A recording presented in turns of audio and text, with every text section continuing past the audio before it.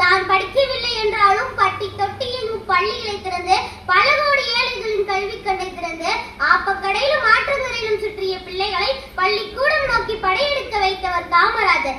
எளிமையின் சின்னம் நீ, ஏழைகளின் நேசம் நீ. பள்ளிகள் பல திறந்தாய், பசி போக்க சத்துணவும் தந்தாய். பசியோடு எப்படி படிக்கும் பிள்ளை என்று நெஞ்சார யோசித்தவர் உலகமே வியந்த மதிய உணவு திட்டத்தை கொண்டு வந்தார். உயர்வு தாழ்வு, ஏழை பணக்காரன் என்ற சாதி பேரும் பள்ளியோடு ஒழிய வேண்டும் என்று சீருடை திட்டத்தையும் கொண்டு வந்தார்.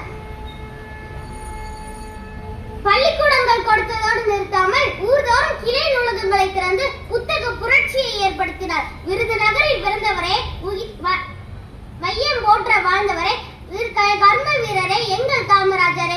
ஆரம்ப கல்விக்கு மட்டுமில்லை, உயர் கல்விக்கும் ஐஐடி மெட்ராஸ் கொண்டு வந்து தமிழகத்தின் கல்வி தரத்தை உயர்த்தினார். அன்று அவர் போட்ட விதை இன்று தமிழகத்தின் அச்சாணியாக விளங்குகிறது என்றால் அது மிக இல்லை. பாரதியிடம் பாடம் கற்போம், வள்ளுவன் வழியில் நிற்போம், முன்னர் செயல்களை செல்வோம், ஒழுக்கத்தால் உலகை வெல்வோம், காமராஜரை போல் கண்ணியமாய் வாழ்வோம். சுருக்கமாய் பேசுவது என் வழக்கம், அதுவே சரியான பழக்கம். எழுச்சியின் தொடக்கம். இனியும் நான் பேசினால் ஏற்படும் தயக்கம். பேசி முடிக்கிறேன். வணக்கம்.